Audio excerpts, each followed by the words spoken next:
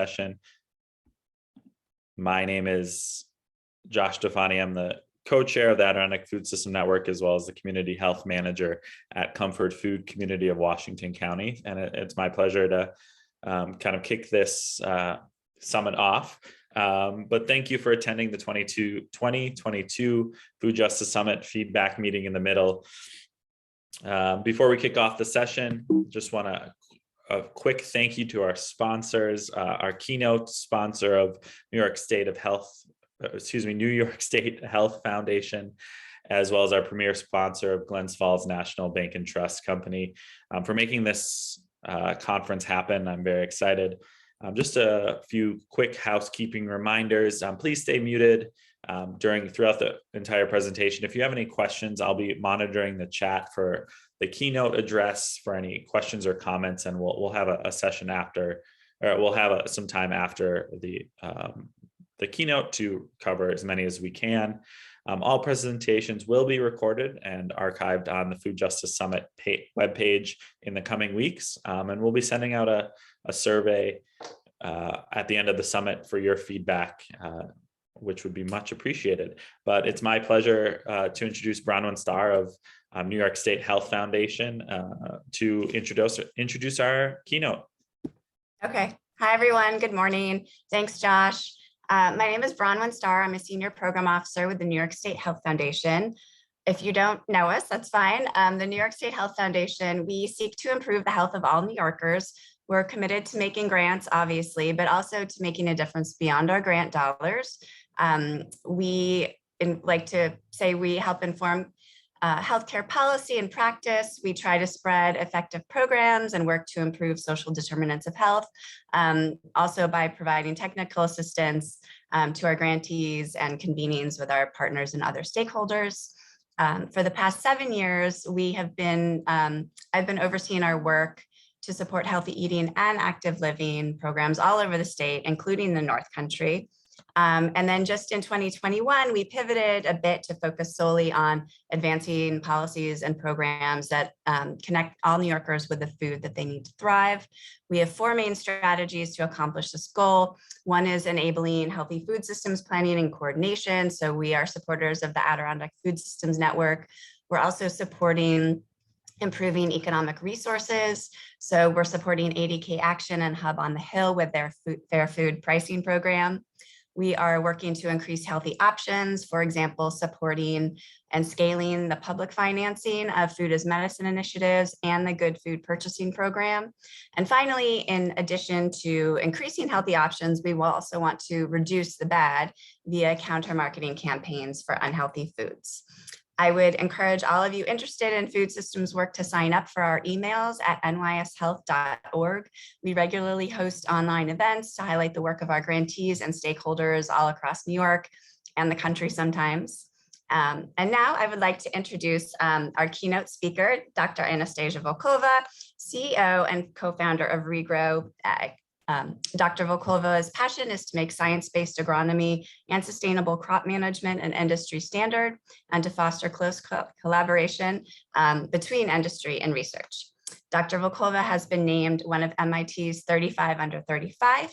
She is an Amelia Earhart Fellow and BBC's 100 Women of 2020, which is a list of 100 inspiring and influential women from all over the world. I believe Dr. Volkova is coming to us today from California. So thank you, Dr. Volkova, so much for getting up so early to inspire us today. Thank you. Thank you so much, Bronwyn, and thank you for the Adirondack Food Summit for having me, and for all of you for joining us. It's a pleasure to see more and more of you joining online, and I hope you all are in a place where you're warm and maybe you have a cup of tea or coffee to warm you up this morning. And hopefully I will give you some messages that may be intended to, and hopefully will succeed at warming you up from the inside. I will hop onto the presentation and we will be off to the races in a second.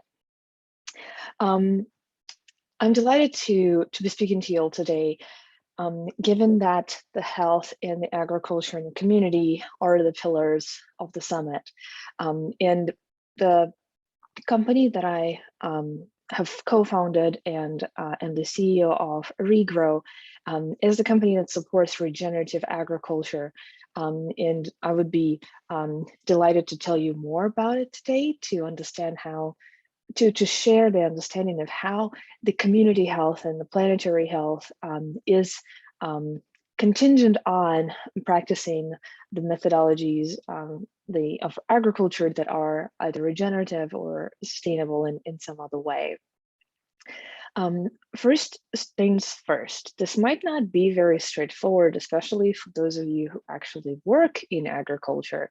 And if you can drop thoughts into chat or Q&A as I go through this presentation, I would be delighted to hear your thoughts and to pick up later on in the Q&A with Josh. If you know these facts and other things that I'll be sharing throughout the presentation, but as individuals working in agriculture, we often start by acknowledging the fact that 11% of greenhouse gases are coming from this industry. And if you look especially at in different countries, there's different proportions of that. Sometimes it's up to 24. So 11 is kind of on the lower side. Those emissions are coming from many countries, but if you take just the top 10 emitting countries, according to 2018 statistic, you will be able to see that the emissions per capita of those countries are 7.7 tons of greenhouse gases, which is a weight of an orca whale per person. And this is just one of the comparisons that I wanted to provide to kind of get a sense of how much is that per annum. That is a lot. And if you go back to multiplying it by population and by 10 countries, you will very quickly arrive to a massive greenhouse gas footprint you need to mitigate. You may be wondering, well, if the food system has been the way it has been, what can we change? But in reality, we're all actors in the food system, unlike potentially every other industry.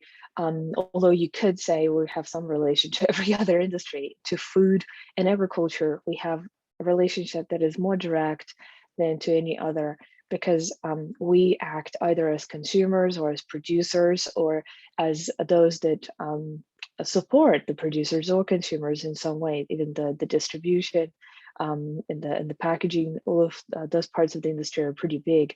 And if you even haven't heard of how agriculture supply chain works for something like corn flakes, you still participate in the system as a buyer, as a consumer, because you influence, en masse consumers influence the choices that the food companies make to really advance their own business future, and they're making either those choices in the direction that is more sustainable and climate positive or not.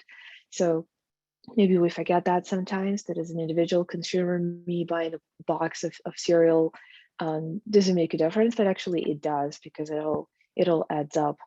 So the responsibility ultimately lies with all of us, with our choices that we make either on farm or in supermarkets, restaurants, and other places where we consume food. How do we think of the connection between health, soil health, planetary health, and regenerative agriculture?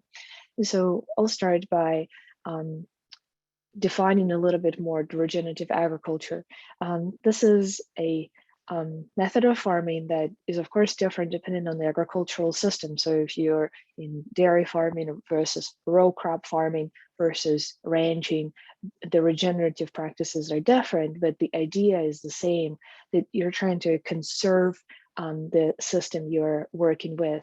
And the practices that you tend to choose if you're practicing regenerative agriculture, they are aimed at building the topsoil, regenerating it, at increasing the amounts of nutrients and the structure of the soil, and increasing the biodiversity of water systems.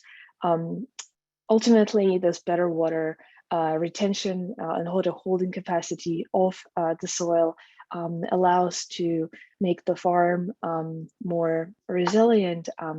The opportunity with the improved nutrition of the soil over time allows to cut back on synthetic inputs. But of course, as any system, agricultural one takes a few years to transition at least. But what it transitions into is being more resilient to climate change. And as we've heard, for example, from Bronwyn with what the New York State Health Foundation is trying to achieve, I'm sure those of you who are on the farm have very good understanding of how the use of fertilizer in upstate can actually influence the quality of the water downstream in the direct meaning of that word. And we are seeing across the country more and more opportunities for different communities to collaborate. For example, for farmers to be able to attract investment through the different new revenue and ecosystem opportunities that I will talk about today, to actually be able to invest on the farm instead of the community downstream having to invest in additional filtering systems and so on. This is just one of the examples that is local to New York State that I'm sure you all are very familiar with. In terms of building the ability to execute sustainable or regenerative agriculture, what we must understand is that this depends a lot on actual training and enablement of all the actors across the supply chain. So we cannot just educate the farmer what needs to be done and hope that they will change the system. This is really about farming is a very marginal business, as many of you know. And this means that not only education and technical assistance is a problem, but actually it's a financial question. What are the new revenue streams that we're bringing to the farm and how we're bringing them? And this is where this chart is helpful, that if you think of the consumer dollars traveling back to the farm via the food processor, via the kind of, here you have grain bins, but they symbolize a food processor or aggregator, just for the sake of visualization of something in the middle. Of course, you can have a different aggregator for different types of commodities, or different types of produce, but it's enabling that entire supply chain to participate in helping farmer get recognized for regenerative practices, or even bringing the opportunity to them in the first place. I would love to share more examples as we go, but I thought that it would be helpful to give first and foremost the explanation that in the supply chain, for us to have the commodity travel one way and for the incentive to travel the other way, we of course need all the actors to participate. And for regenerative agriculture, that means building capacity, being the builder of ability to execute on these systems. And it sometimes is non-trivial. If you are supplying to farmers market, where you interact directly with consumers, or you participate in one of the kind of delivery boxes, so to speak, I have seen many of those that are pretty popular. It's easier to tell a story. If you're supplying through the network and distribution chain that will have to kind of produce will have to exchange hands a couple of times, it might be more difficult. But rest assured, it is happening. So specifically when applied to the region of Adirondacks, how should we be thinking about regenerative agriculture? Well, first, let's just kind of state some of the general points that might influence the way that we would consider this question of regenerative agriculture in the region. First of all, as I mentioned, regenerative agriculture really aims at protecting, conserving, and regenerating diversity in the sense that if there is a lack in the monoculture, it should be rotational diversity or other diversity of crops. Not all diversity is equally as great. Of course, as many farmers in the room are present, you know rotating different types of crops if you are in the cropping business. But here I'm talking also about the biodiversity the habitats around the farm, of the ability to not just protect the natural parks and state parks, but to be able to actually preserve some of the areas around water streams that are very close to the farm, or actually are on the farm. So it can be areas of forest and wetlands.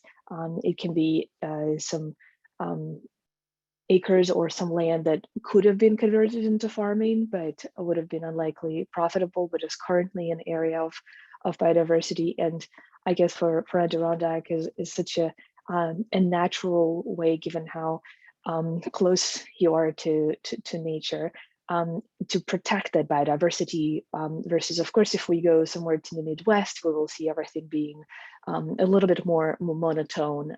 And this is where the biodiversity needs to be almost encouraged back into the system.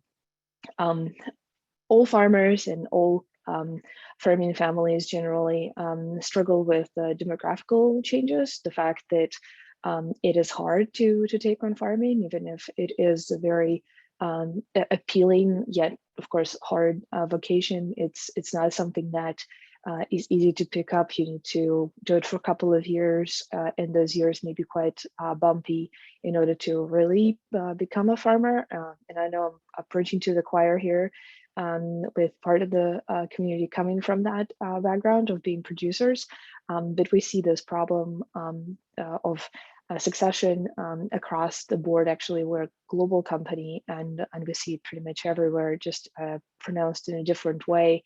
And I believe having some of the community farms that are present in the Adirondack region is actually a great way to get into farming in situations where there's actually no other way to get into it.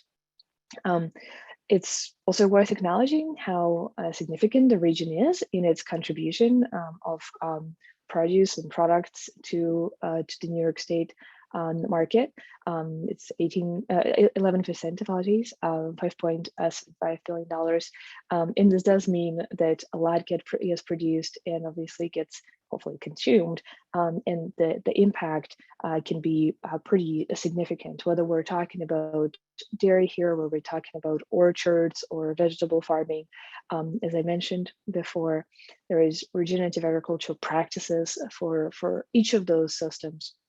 But first of all, let's talk a little bit about how the opportunity of regenerative agriculture becomes accessible and what makes it scalable and non-scalable. So that's what our company specializes in.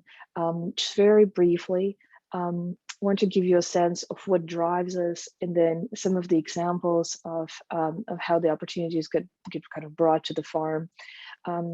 We are driven by the mission of making resilient agriculture ubiquitous on every acre globally. This does mean that we're not just a global company, but we do operate with farmers and food and ag companies all over the world. And when our senior leadership team, including myself, convened to really review our vision and be able, in the especially last couple of years, to be able to afford to say things in a little bit more straightforward way and a little bit more direct way, we really wrote these words that we want to put environment, people, and equity in that order, because if as people we will nourish and regenerate our environment, if we're going to help it be restored and be in a sustainable condition, it will absolutely support us. And the extractive version of the economy has put people first for a very long time, which we believe led us to this place. So that's part of our vision for the system. I'm going to touch on some digital tools. Why are they important? Because when you're thinking of decision making on the farm, regenerative agriculture is not one size fits all, and different systems and different fields and different even areas sometimes on the farm that are standalone management areas, they require different decision making. So as a company, we build we commercialize academic models, and we build software that delivers decision support systems. And then we partner with companies in food and agriculture supply chain to deliver incentives to farmers in order to implement those better decisions. And so our suite of tools includes agronomic, kind of straight up agronomic support, what's happening in the field, what can I get from my crop, what should I be expecting, where the potential problems are. It's crop insights, the ability to do very large scale watershed or county-based or down to field level monitoring of adoption of regenerative agriculture, such practices as conservation till or zero tillage, no till, adoption of cover cropping, adoption of, again, more integrated livestock systems and others.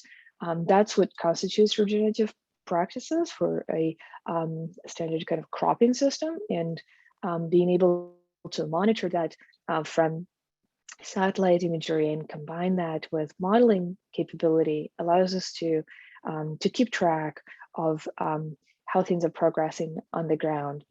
And then the third kind of piece of the decision support puzzle is that one where the transition is being made. It's MRV, which stands for measurement, reporting, and verification. So if you think of the ability for you on the farm to change practices, as I said, you're evaluating it field by field, and you're acknowledging and confirming some of the information that we're able to gather from either public sources or satellite imagery as a farmer. And then you're given a few options supported by the company that brings this opportunity to you.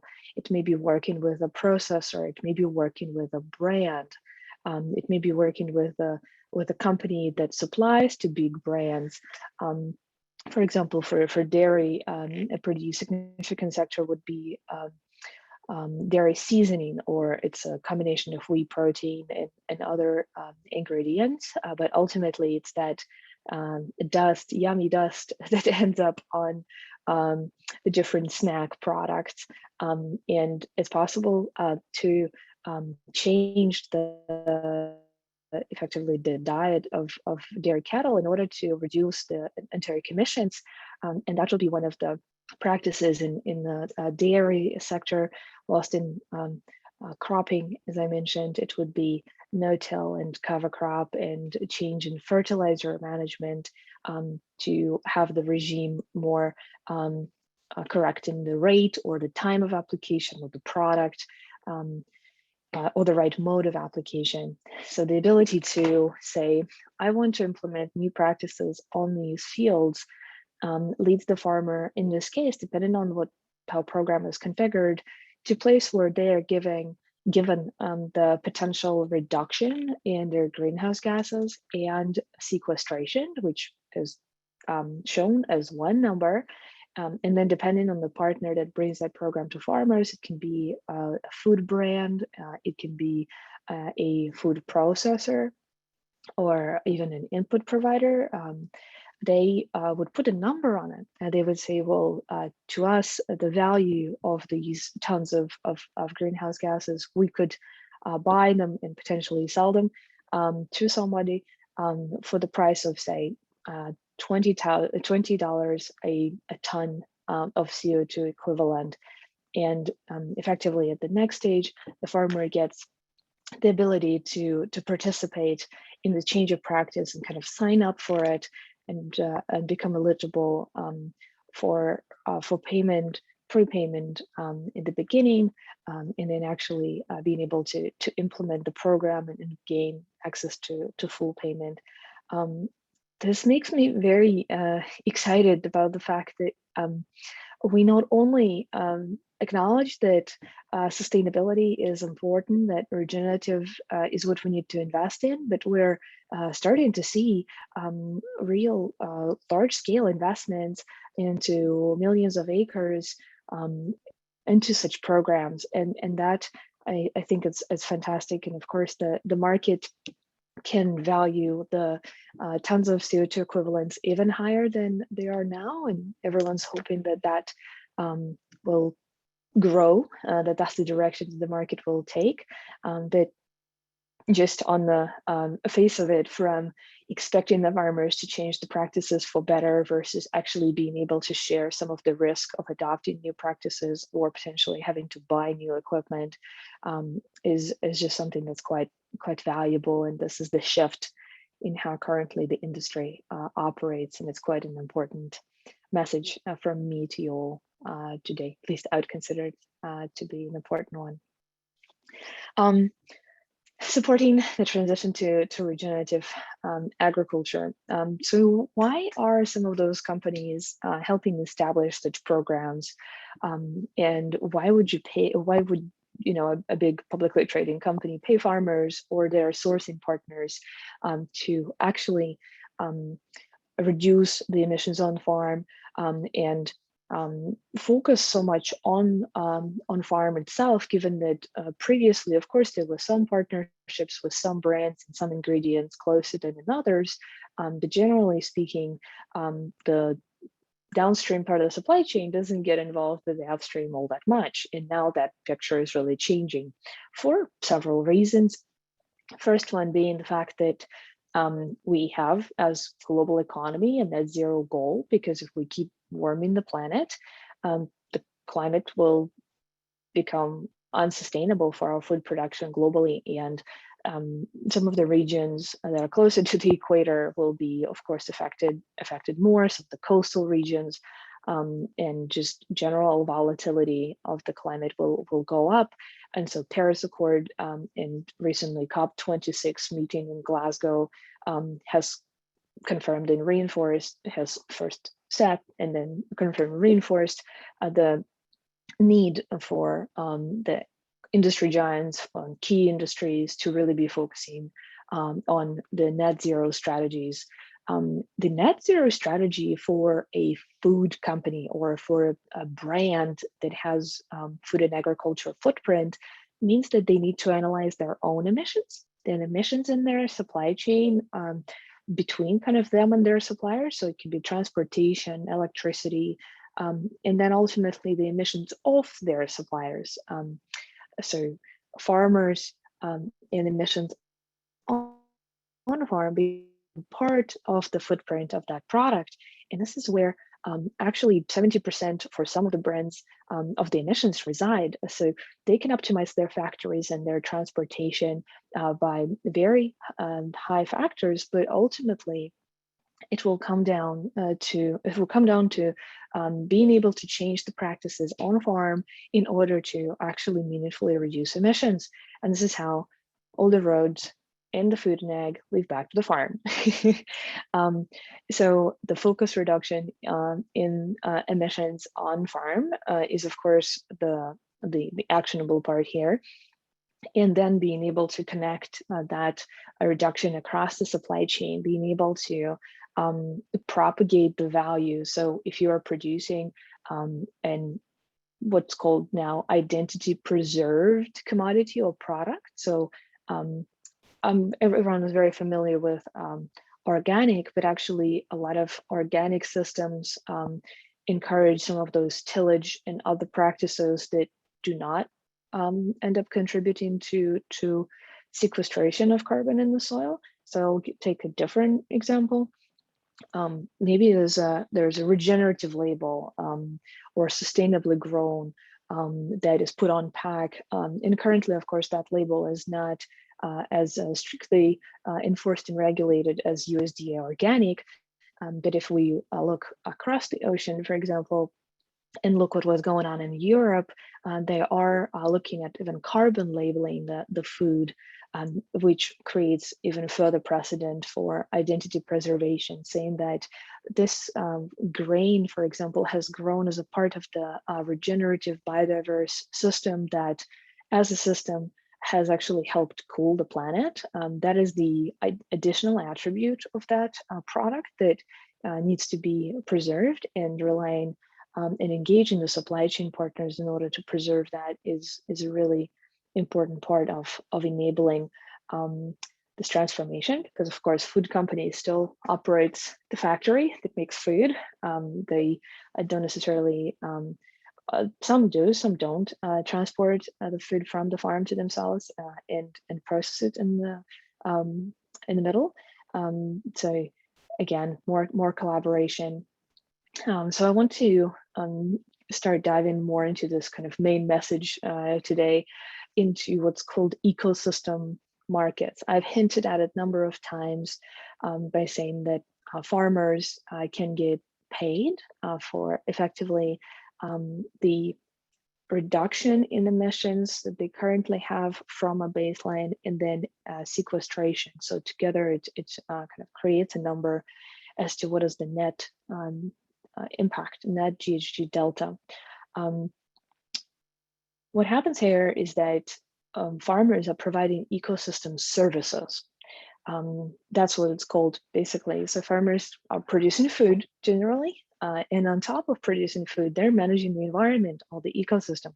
And so managing it in a way that is positive and regenerative and climate forward is what's called providing ecosystem services.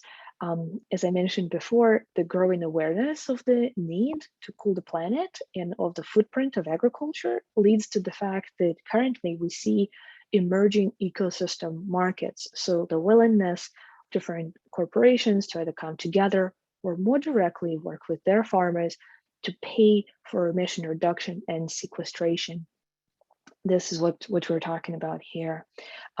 So these markets, as I mentioned, either have collaborations across the supply chain, where different companies join together because they're part of the same supply chain. You can imagine your favorite cereal brand working with a supermarket, working with their supplier, or working with a restaurant where they also supply different product, such as like a bakery product.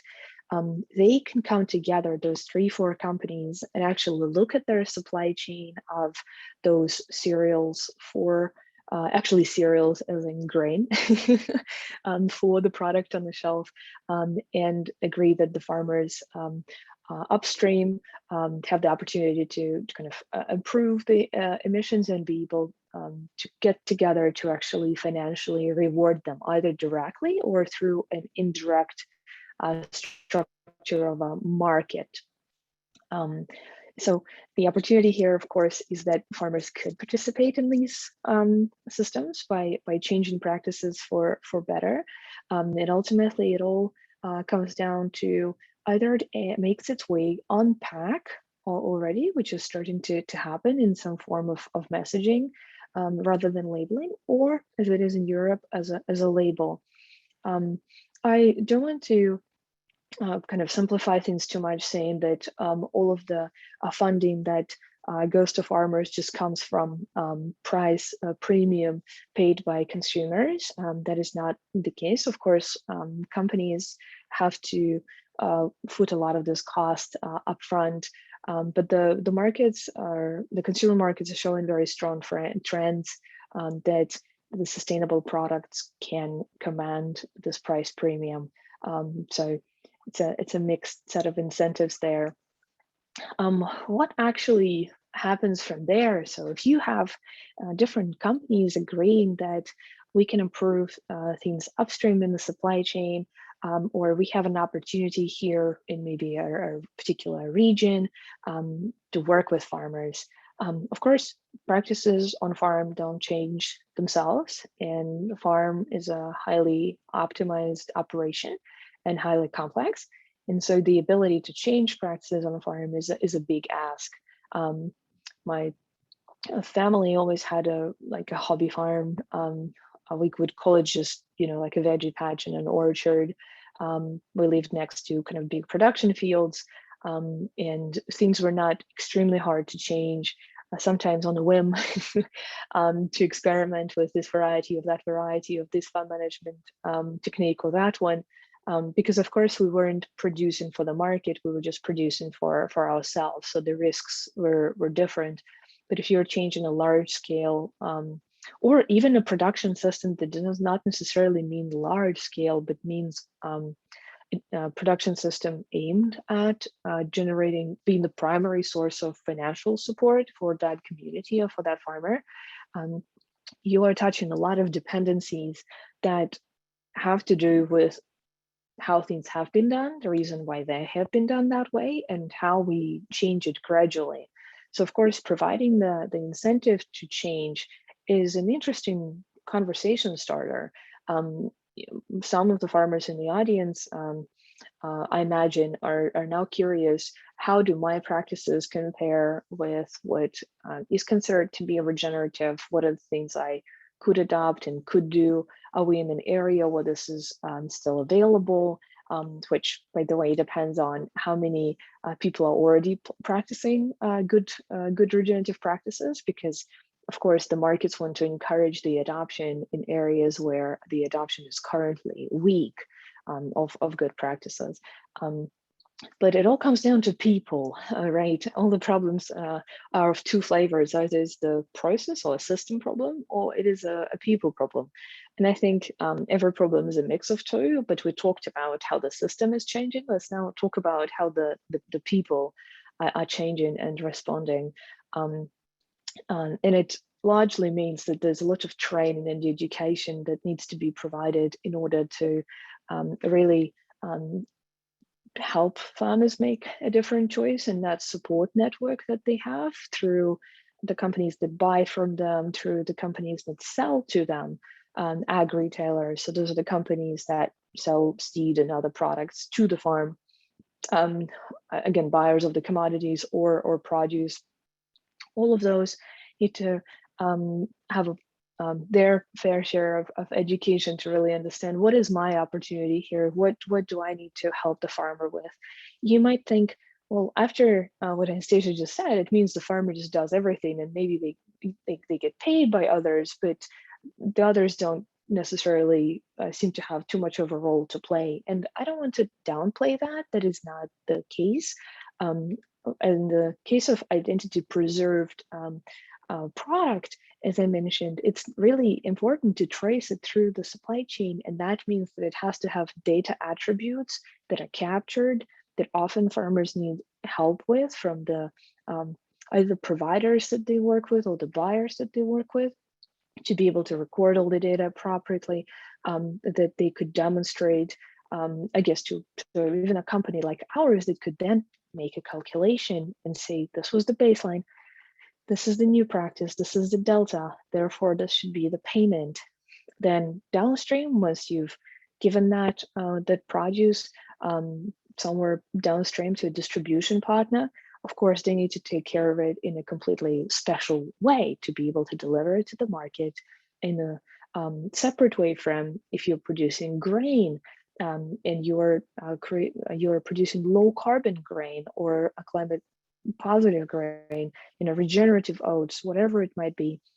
It is then paramount to have this preservation be reaching all the way to the first the processor of that grain, and then all the way to the consumer. You cannot, if you mixed it with other grain, it wouldn't quite be the same. So the net benefit, of course, of that total batch and total mix will be the same, but it'll be harder to claim that this particular batch of oats was grown regeneratively, which of course is what ultimately matters on pack. I've talked about the past practices, about what needs to change, about how things are changing. So let's now look into what we think will the future bring.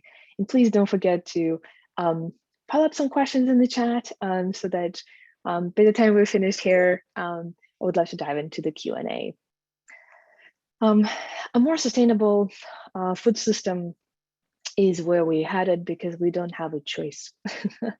A more sustainable food system means that not only we need to, of course, feed 10 billion people in just, some by the end of the decade, but also we need to do so sustainably in a way that builds the resilience of our climate and helps the earth stay cool or not warm up further. through reduction of greenhouse gas emissions and through more soil health building practices.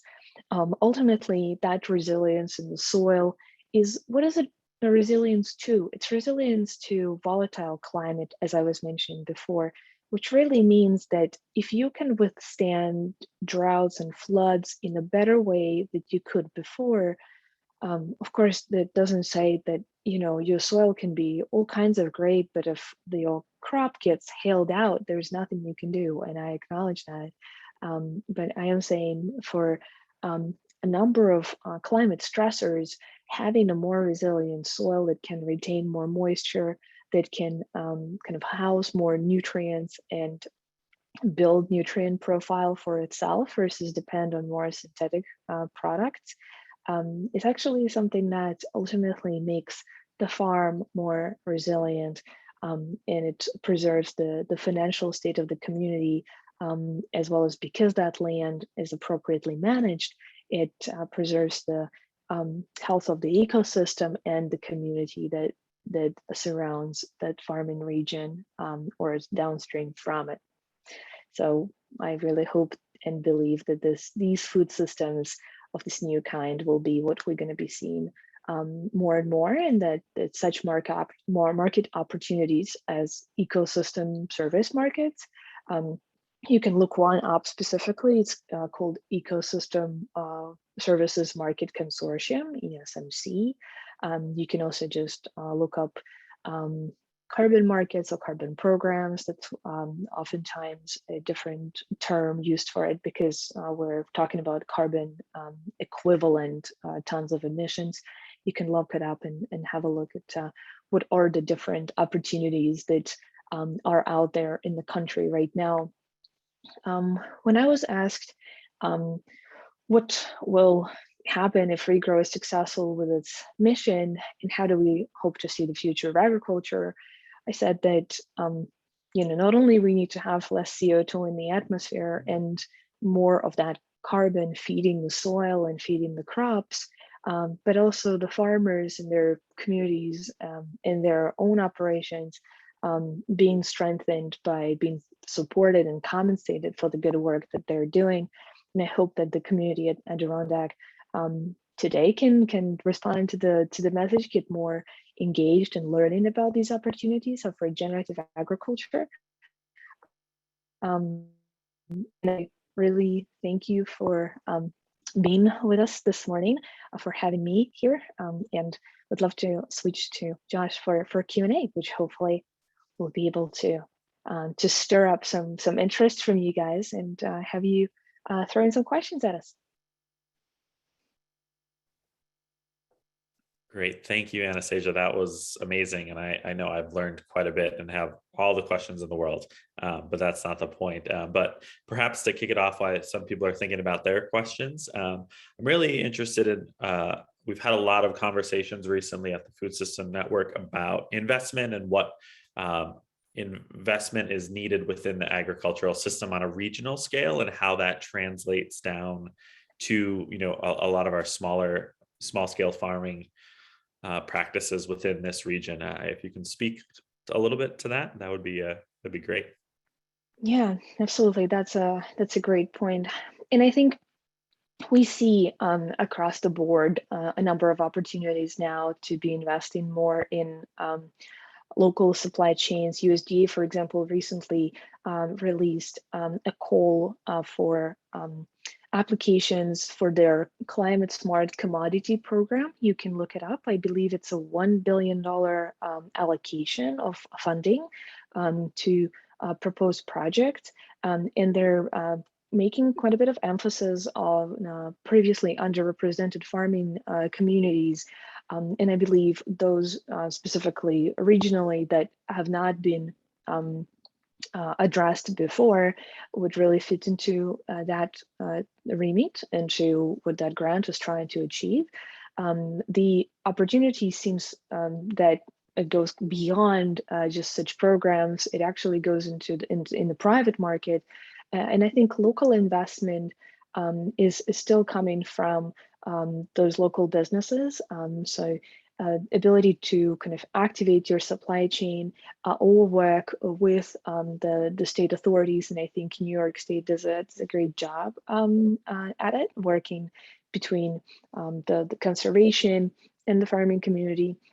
But of course, there is no always room to improvement. There is no end to this work. We will need to invest more in it.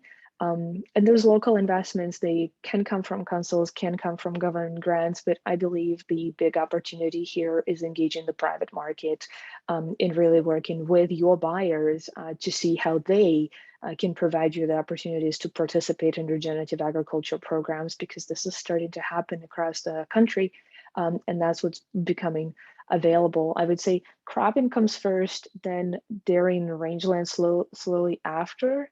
So some rangeland programs and regenerative grazing or grazing are becoming available, but they're still not exactly widespread. Because it comes down to being able to measure, report, and verify on the practices and practice changes and the outcomes changes or impact on the GHG at quite a large scale. And the science is kind of a little fresher. There's less data out there compared to cropping systems. So engage with your community, engage with your buyers, engage with whoever takes your product off the farm. Great, thank you. And we have a few questions in the chat, and I think you started to answer related to the different types of farmers. So the services extending to livestock farmers, Allison asks. I know you just touched on it a little bit, but if you want to dive into that. Yeah, a lot of a vast portion of land is managed by livestock farming, not so much for cropping. And we hope it'll stay that way, because land use change is actually what releases a lot of greenhouse gases. So if you imagine taking a pasture or, God forbid, a native pasture and converting it to a row crop farm or to a different operation, you're taking all of that root forest that grows under the soil, and you're uprooting it and releasing the carbon and kind of breaking up the home of those microbes, and they become much less productive in sequestering carbon.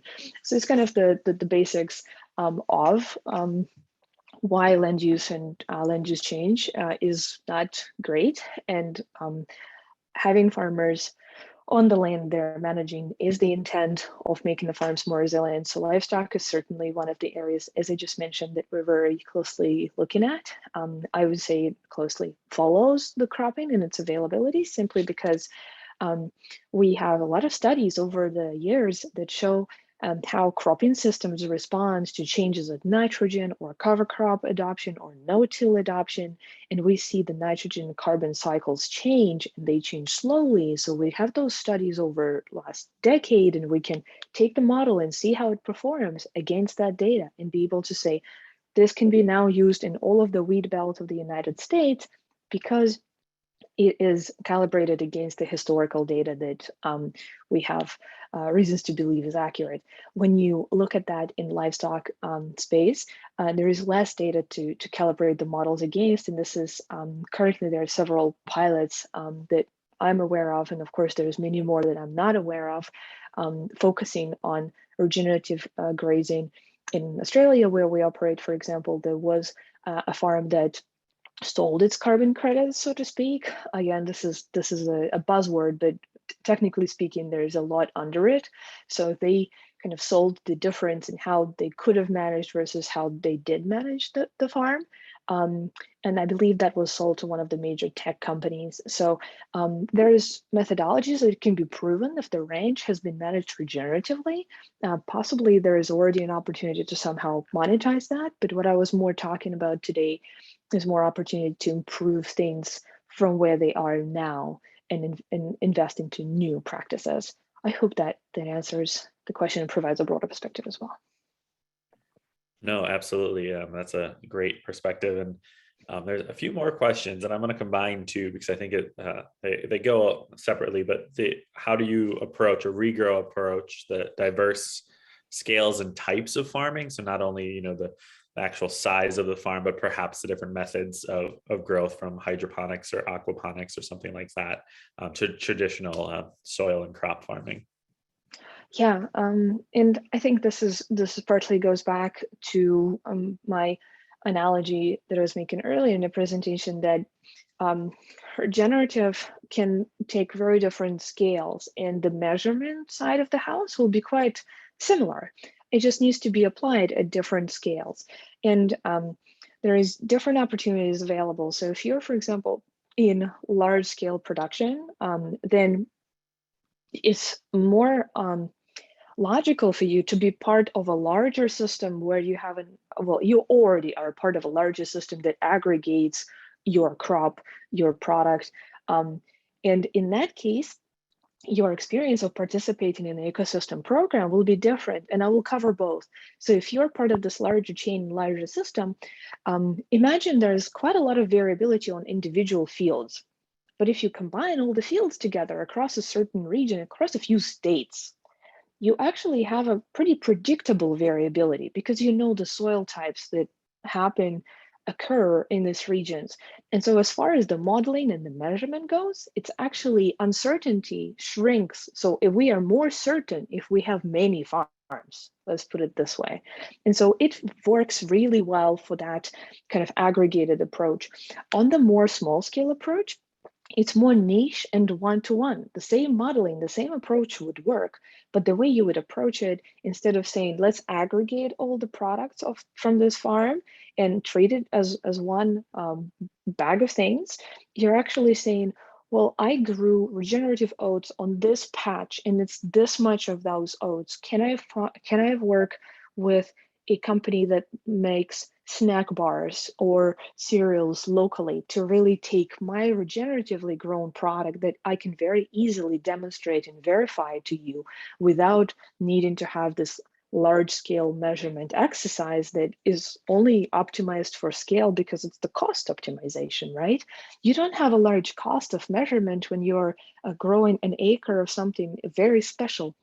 But to be able to bring it to market in a special way, you need to be part of that more kind of identity preserved program. So this would be the approaches that I would take, that I would look more into direct marketing for small scale farming, or a garden, veggie garden, or any kind for that matter. Like you can practice in agroforestry and selling fruit and demonstrating the pictures of your farm, telling the story, and partnering with a company like Regrow to do some quantification if you really wanted to put a number on it. But I don't think that will be as important for the US market right now. It will be more important to give the opportunity to the consumer to invest in the right kind of agricultural system that really progresses these agricultural practices. So I hope you can see those two paths. It's not like there is no path for a farmer of some kind. It's just there's different paths. Great, thank you. We have a few minutes left, so maybe we just address one more question, if you're willing. A great question from Garrett. It's what kind of adaptations are needed in the Adirondacks for a colder climate as opposed to more temperate climates, and perhaps expanding that to include future adaptations given climate change and how that's changing. So that's a yeah, absolutely. And I also got a question earlier asking about no-till and incorporating cover crops without it. So this kind of gets at the point of which practices, what systems, and what climate is a good mix. And these are logical questions in the sense that when we're operating in Canada, we're not telling people to cover crop because it's too cold. The cover crop is actually not going to emerge. It's just too cold for it to germinate and emerge. And so that's not what they practice, but they are almost 100% no-till to retain moisture in the soil. And so those two baseline practices are now considered what's called not additional, meaning that all the farmers practice that, and you cannot claim that if you motivate someone financially to adopt those practices, that this is a significant change that would not have happened without your investment. But instead, transitioning those farmers. So this would apply to Adirondacks, I'd imagine. Like if you really take a place where it's quite cool, you would need to adjust different set of practices, not just necessarily no-till and cover crop, which is just two examples of regenerative practices. Let's take a different one. Let's take the use of synthetic fertilizer. Any farm that uses it can adjust the regime, can reduce its reliance on synthetic fertilizer. Synthetic fertilizer, when it gets produced and when it gets applied, and depending on the mode of application, the rate, the place, the emissions from it, from volatilization and leaching, are very different. And that's what the kind of company that I've worked for, like that's what we model. And so being able to, for example, run fertilizer in the water versus distribute the pellets across the field, like all of those have different kind of emission and volatilization factors. What I'm really saying there is that changing the fertilizer regime on the farm is also one of the approaches that would be more recommended for places where such things as cover crop do not work. Or for example, if you're looking to transition to no-till, as the previous question was covering, of course, it requires you to buy a no-till drill, like to actually seed the crop with a machine that can do so without cultivating the soil, and do so in the stubble of the previous crop if you have the opportunity to cover crop.